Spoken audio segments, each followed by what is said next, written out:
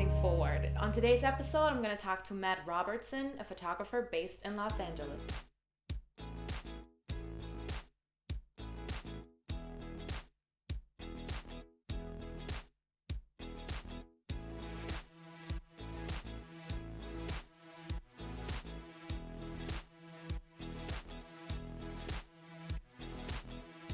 Perfect. So cool that you're doing this. I'm really excited. I haven't recorded one in like 2 weeks, so now I'm like ready to start it. That's good. I'm really, I don't know. It's really exciting to see where people are like getting creative and starting all these new ideas. But now, like, because of the pandemic, they actually have time to do them.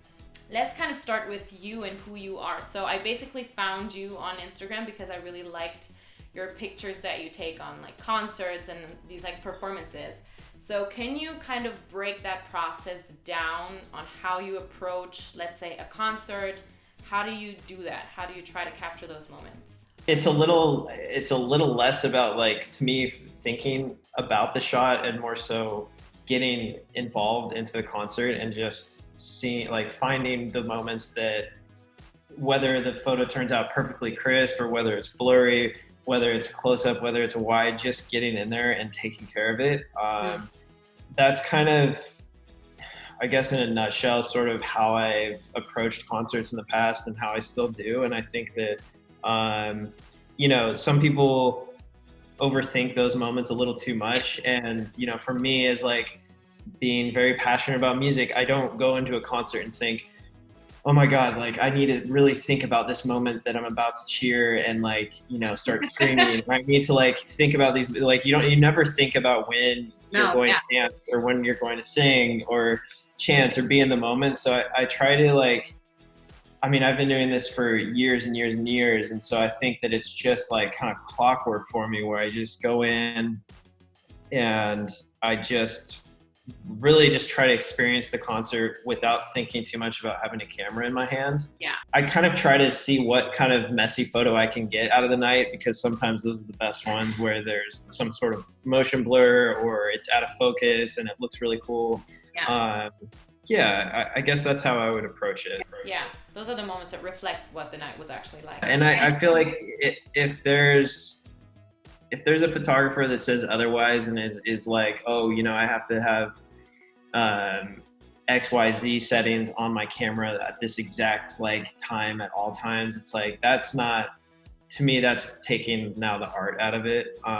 Do you remember having either a job or like a moment or a picture that made you think, okay, this is what I want to do? They all know that I'm just doing this from home, so they might as well see that I'm turning this thing on again.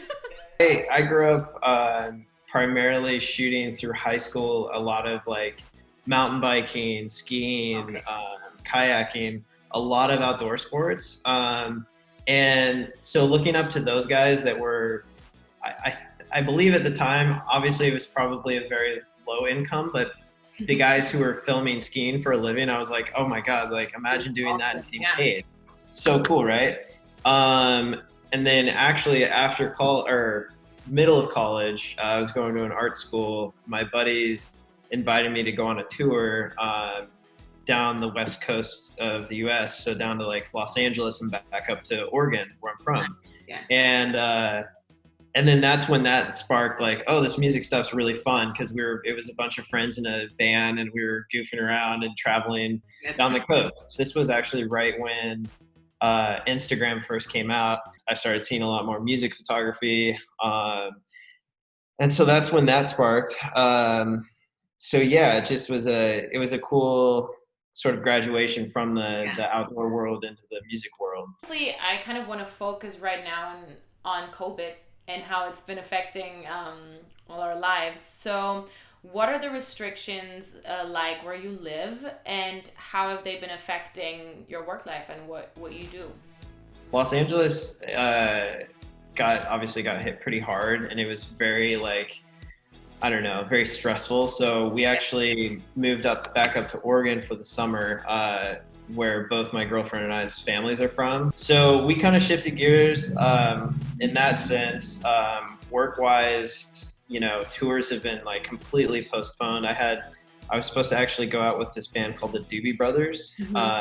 Kind of an older band, but they're now next summer, so full year postponed. And then with like PJ Morton, him and I are now just talking and kind of working through this potential documentary that we might do, finding ways to push through it really. I mean, I'm selling a few prints online, and then just picking up local work around here, because I also do a lot of sort of like brand work on the side, and shoot a lot of commercials for like Nike and Adidas. Trying to pivot, but not completely change a career or do something completely to the left or the right, and just trying to work through it, I actually wanted to talk about touring life, because you're someone who knows that very well, and like the process, the logistics behind it. So what do you think are going to be the challenges for the industry regarding touring, and how do you think that's going to look like with the restrictions? And because I do think that we're going to have to deal with those restrictions for a long time. Yeah, it'll be interesting. I haven't, because I know that I've been a little stressed, but I know that there are some bigger companies that I've worked for that are extremely stressed. So I've kind of laid off like the question of, hey, what do you think's going to happen, to ask them directly. And I haven't seen anyone, I've seen over in Europe, they do the drive-in concerts, which I think is a cool idea. I think it's a temporary solution to get things started sooner than later.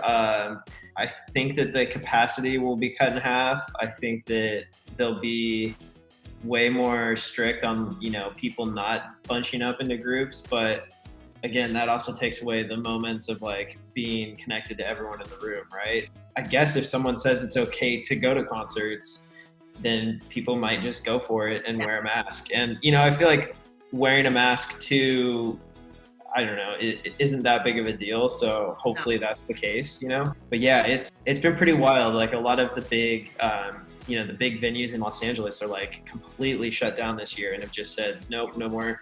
We're done. Talking about the drive-in concerts from a photography point of view, how do you think you would still be going and even taking pictures? I know it sounds a little stupid, but you don't really have the interaction between the audience and the artist, and that's ultimately, you have the moments on stage, yes, but there's like a whole interaction that's missing. Would that even be interesting for you?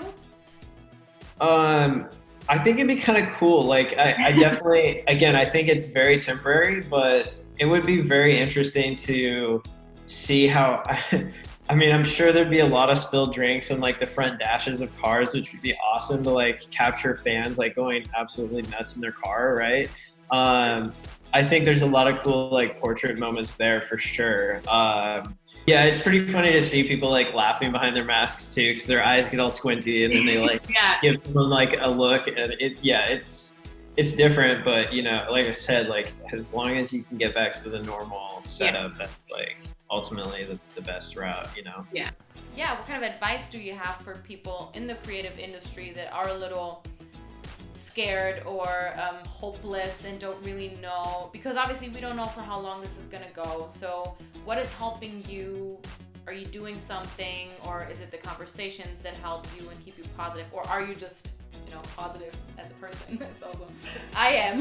Like I definitely think it's shedding. I think it's definitely this whole thing is definitely shedding light on like a lot of the people that base their work off of the amount of people that see it on Instagram, and like the like satisfaction of that. I feel like I've always shot photos and videos for fun, and like before even doing this as a job. So I definitely like the excuse of like, oh, I haven't touched my camera in months. I'm definitely like just doing a lot of like personal shooting and having fun with that. And like I said, like reaching out to brands is fairly easy during these times because everyone's hungry for content. And you have to take advantage of this because everyone is at home and everyone's online. And that's actually true. So 100%. Yeah, I think a couple people do camera classes and stuff like that. Yeah, it's definitely, there's definitely opportunity there. Teach people, you know, how to work in the industry, and I think all of that's like super useful right now. So like, I think the first time I'm gonna go to a concert, I don't care what it is, what music it is, I think I'm gonna be so happy. the crazy part is like everyone's still keeping their tickets. So 90% of the concerts that are getting rescheduled, the fans are still wanting to go next year. We got it. Thank you so much for doing this. Yay! Awesome. All right, that's it for today's episode. Thank you so much for watching. If you liked it, please follow this account or subscribe on YouTube, and I see you at the next episode.